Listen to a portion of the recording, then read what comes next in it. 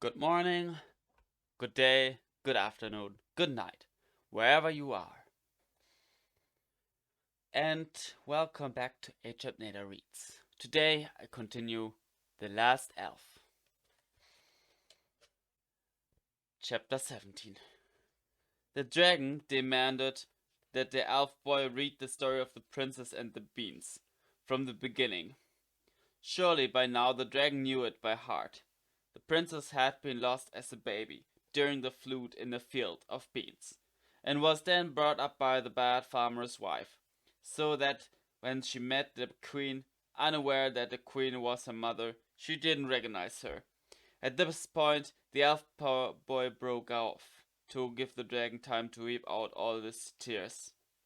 Then he started up again, where the princess, who thinks she is poor, tells the bad prince he can keep all his riches to himself.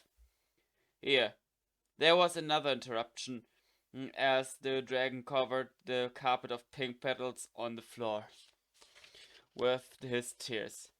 It was a joyous moment of recognition as the bean girl and the queen, her mother, hurled themselves into each other's arms.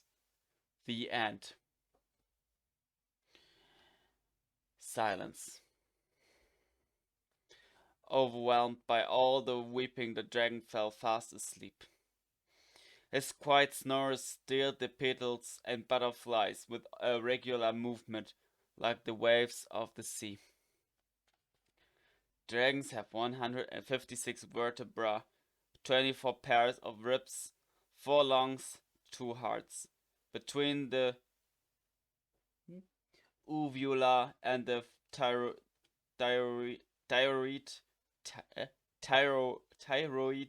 lie the igniferous glands, which contain the glucosio-alcohol convertases, the substance that converts glucose to alcohol. When any kind of emotion raises the dragon's temperature, the alcohol ignites in a massive emission of flames accompanies exhalation. The inhalation of water infused with fresh flowers of Aconitis albus digitalis purpurea and Arnica diminishes the emission of fire, which is uncontrolled in the newborn dragon, but the infusion must be very weak, since an excess is toxic and can be deadly. Furthermore, in the inhalation of simple. This part here about the simple inhalation that put the dragon's fire out had been devoured by mildew and lost when the parchment was unrolled. It didn't seem to be important information. His dragon had never spat anything, not so much as a spark. Maybe the fire from the jaws was a rule to which there were exceptions. If Manta piperita is inhaled, the sweetness of the breath may be improved. Where could he plant some Manta piperita? 1 plantation or 2, perhaps even 3. The soul of the dragon is also pure fire. The manual continued. Their courage is peerless, their generosity unquelled. Their knowledge is as vast as the sea. The wisdom within them embraces the sky. The only thing equal to their intellect is their boundless love of freedom and flight. Josh Kungsquarkeljonas was so perplexed that he checked the title again. Yes, it was about dragons. Terror of drafts seemed to him to be rather incompatible with unparalleled courage. The intelligence of oceanic dimensions seemed to him to be inconsistent with the tears shed over the fate of swapped princesses, not to mention its forgetting of its own name. Most definitely, all rules have their exceptions. There's only one word that can describe a dragon: magnificence. Well, everything in the world is a matter of opinion. The author of the book was probably a fan of lamentations, a devote of intestinal grumblings, or else what was written in books of dragonology applied to all dragons except his. Perhaps the library had held other manuals on dragonology, and the dragon had destroyed them, to fear that his own, so to speak, lack of normality would look pale in comparison. Perhaps even as a child, that is, a puppy. Yes, in short, when he had been born recently, the other dragonlets had mocked his taste of stories of swapped princesses playing Ring Around the Rosie on volcanoes and hide and seek among lightning and clouds. The elf's heart softened. It must be terrible to be boring, unbearable, and bungling in a world of magnificent geniuses. He unrolled the next page, less successfully than the one before. At more than one point, the writing was blurred and illegible. All dragons at the end of their lives lay an egg. The language of the third runic dynasty was not his strong point. Yosh reread the passage 3 times before he was sure. All dragons at the end of their lives lay an egg. But are dragons male or female? And what about his dragon? He had always taken for granted that it was male. Like some sea fishes, dragons are born male before becoming mothers. Interesting, but it gave neither the scientific name nor the common name of the fish in question. As a book, it was seriously lacking. Brooding lasts 13 years, 3 months, and 8, or in some cases, 9 days. 13 years of brooding plus 3 months and 8.5 days? During the brood, the dragon loses its fire, its courage, and its desire to fly or to be free. Everything is drowned in the spasmodic desire for a warm place where it can stay in peace. The dragon's knowledge disperses into a void that swallows everything up. First, mathematics, then geometry, astronomy, astrology, prophetology, history, biology, and the art of catching butterflies. Everything is swallowed up by the void. The next skill to disappear is grammar, and the dragon speaks an obscure language, and the line of its thought resembles that of people who have taken a knock on the head to the head. For the last 13 years, their own name is forgotten, which is the supreme knowledge, because one's own name is one's own soul, especially for dragons, who choose their own names when they are at the peak of their power, unless that name be given them by those who bring them up. Guyosh swallowed hard.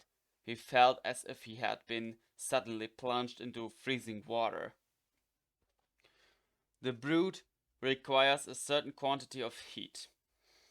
In the days when there were many dragons and they covered the earth as horseflies and grasshoppers do in our own times before commencing to brood, it would find another dragon to tell its stories.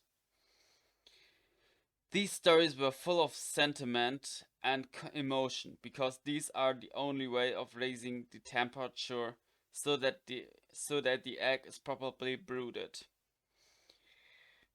The dragon that is the friend of the brooding dragon, besides distracting and warming the brood with stories of swapped children and abducted princesses, will also have another quite serious task that of raising the baby dragon, because the older dragon survives the brood by only a few hours, the times required to take its final flight, to feel the power of the wind in its wings, and leave so that the newborn dragon, having just emerged from the egg, does not see the death of its own parent.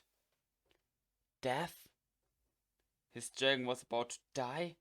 A dagger pierced the elf boy's heart. This is the reason why the brooding dragon is particularly boring, tiresome, uninteresting, and unbearable. The better to try it beyond all possible endurance. The patience of the future tutor of his own infant, the one who will have to love it, protect it, and above all teach it to fly. For only when it learns to fly does the new dragon cease to be a baby. Why hadn't the dragon told him? Why had he kept Yarsh in the dark? Doubtless, the dragon had destroyed all the manuals of dragonology so that he wouldn't find out. The brooding dragon is afraid of everything. He had kept him in the dark out of fear? Fear of abandonment? Fear that the elf might abandon his precious egg? But now that dragons have disappeared, it is always more difficult for the dragon to find a warm and quiet place with something to eat, without ever being able to move, not even for the shortest of flights, because otherwise the egg grows cold and dies. And the dragon needs stories to raise the temperature sufficiently for the brood. And if the dragon has found this, it also needs someone to adopt its little orphan. And this is why dragons are ever fewer in number, and will also be ever fewer in number in time to come. The brooding dragon knows that at all costs it must keep its condition hidden, because raising a baby dragon is terribly mildew, and no one would stay for such a task. Also because what? It didn't say.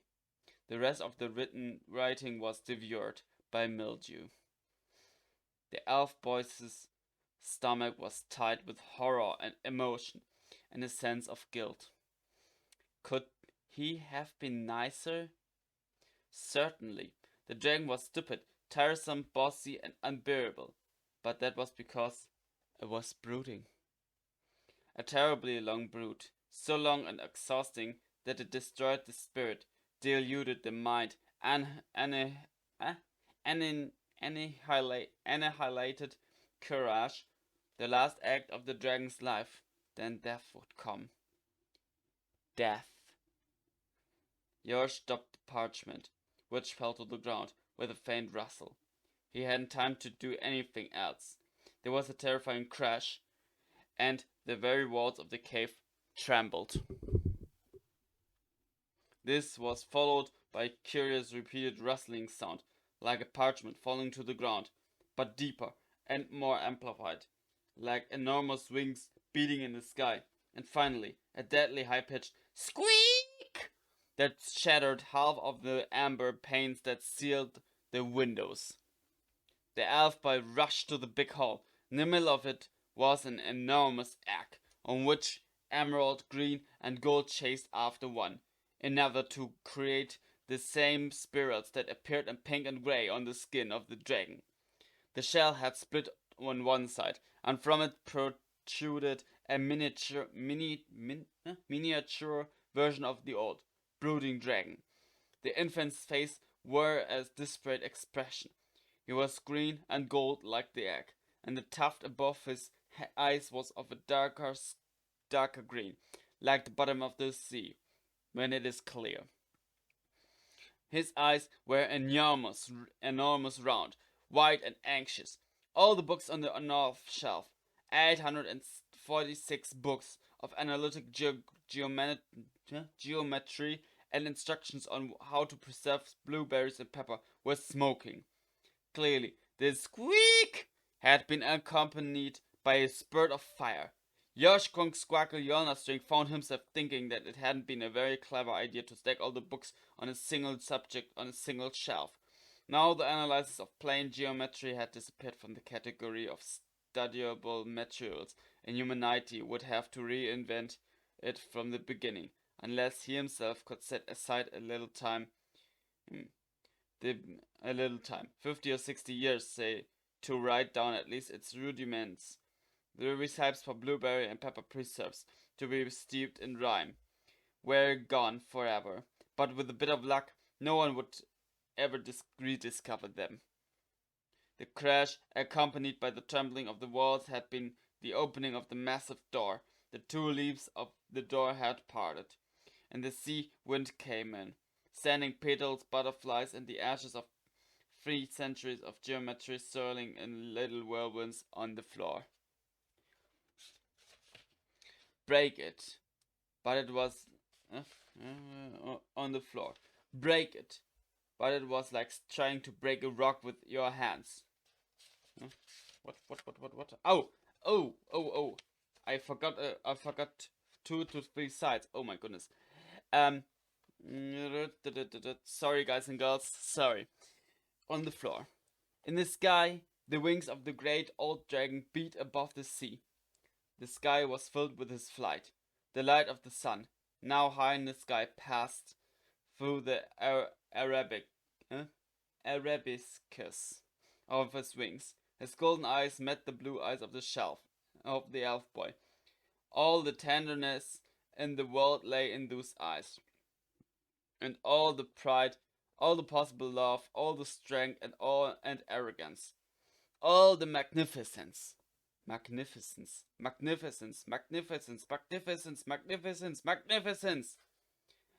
Ah, brow! Yelled the dragon, as a streak of flame emerged from his jaws and lit the sky, giving it on an orange tinge. Yosh understood that this was the dragon's name. He nodded, then took a deep bow. The trail of fire stayed in the sky, dividing it in two, while the wings of the great dragon swept down toward the horizon, where the stormy waves met the sky. The waves opened up and slowly received the great wings, which hung for a long time on the edge of the horizon, beneath clouds of gulls. Yosh's eyes remained fixed on the last point where the waves had flashed beneath the sun. The elf boy's heart sank. Grief entered his soul like a blade, and there it found the other grief, the one that had always been there. The mother who had gone to the place from which you do not come back. The grandmother who had stayed in the water that rose. The elf boy wished he could have him back, the big dragon, to be able to read once more the story of the princess and the peas, or the beans, or whatever they were. He wished with all his might that he could hear the old dragon telling him of as though Yosh were the worst criminal in the world of having tried to climb into the oak tree outside the front door, or hear him list once again all the symptoms of external otitis, not to mention gastritis, sinusitis, or urticaria, in the spasm in the 32nd caudal vertebra, or the 16th or the 40th. Then another terrible squeak rang out behind him. The little dragon was crying. Now physics had ended up in little whirls of ash on the floor. Humanity would have to rediscover from the very start the laws of leverage and the thermodynamics. It would take a millennia if everything went well. While Yosh thought desperately about what to do and how to do it, he recalled one of the proverbs of Arduin, the Lord of Light, founder of Delaga. When disasters befall us, we have not time to think how sad or desperate we are, and therefore cease to be so. The first thing to do was to pull the little dragon out of his egg. The shell was 3 inches thick. Yosh tried to break it, but it was like trying to break a rock with your hands. He cautiously stretched out a hand, careful to move as slowly as possible, so as not to frighten the little dragon. His movement wasn't slow enough. There was another little squeak with an accompanying flicker of flame. Fortunately, among the mushroom recipes and instructions for the making of machines, there was a manual for treating burns. Yosh tried again this time with his left hand, given that his right hand now looked like one of the penny buns in How to Cook Your Mushrooms on Embers. Fourth shelf from the south side in the third room. He moved even more slowly than before to avoid increasing the resemblance between his face and the illustrations in How Not to Burn Your Mushrooms on Embers. Third shelf from the south of the third room. This time, Yosh managed to put his hand on the little dragon's head. Welts of tiny emerald green scales alternated with strips of velvet stuffed skin that were dark green with a gold iridescence. Everything was smooth, soft and warm, but through his hand the elf felt the desperate fear of the little dragon. Inside the warm little head of the enormous baby dragon lay infinite anxiety, and the fear of something far more painful than hunger and much more frightening than darkness. Yosh risked being overwhelmed by that blind and unfathomable terror, and remembered himself alone in never-ending rain, with no one but himself as far as the horizon. The fear of being alone. The fear of having no one to love you. He knew what he had to do. With all his strength, he thought of himself and the little dragon together. He imagined himself with the little dragon's head in his lap, in the middle of an endless meadow of tiny daisies. He imagined himself with the little dragon. Then he imagined himself and the little dragon sleeping with their arms around each other. Then sharing sweet almonds and beans, 50-50. And then again, the little dragon with his head in Yosh's lap in an endless field of daisies. The little dragon calmed down, the despair faded from his features, and his eyes grew more serene. "It's all fine, little one. It's all fine." Little being a figure of speech, the baby dragon was huge, but no other epithet came to mind. He was a little one. He had big, dewy eyes, green and gold like a mountain lake on which the sun is shining. "Little one, lovely little one, you're my lovely little one. You're my lovely little chick, my little chickabiddy, chiclet little one, lovely little dragon, tiny little dragon, lovely little chick." The dragon brightened. For the first time in his life, he smiled. Then the little dragon wagged his tail, and his giant egg shattered into tiny pieces, like an explosion of emerald green and gold fireworks. "Erbrow!" That would be its name. Erbrow, the elf repeated triumphantly. The little dragon went into absolute raptures. He hopped happily up and down. A deadly blow from his wagging tail demolished an ancient stalactite, and several boulders fell from the ceiling. This was followed by a joyful squeak, and fortunately, Yosh ducked quickly enough to save his face. But his hair ended up in tiny flecks of ash that danced on the floor along with the remains of the art of meridians. Humanity wouldn't be able to tell the time for centuries to come. Even doing something pathetically easy, like predicting a comet or an eclipse, would be a massive undertaking. Yosh sat down on the ground. The baby dragon smiled. He had a toothless smile, and his eyes lit up even more.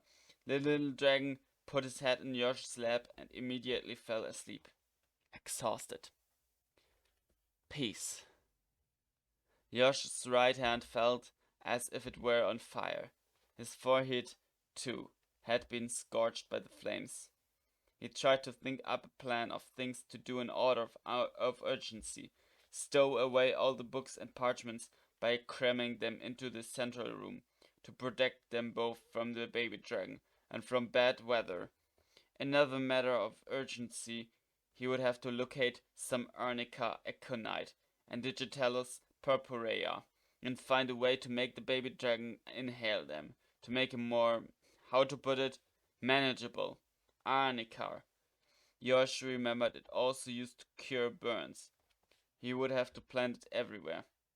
Moving slowly so as not to disturb the little dragon sleeping in his lap, Yosh stretched out on the floor of the cave, in the middle of a carpet of daisies.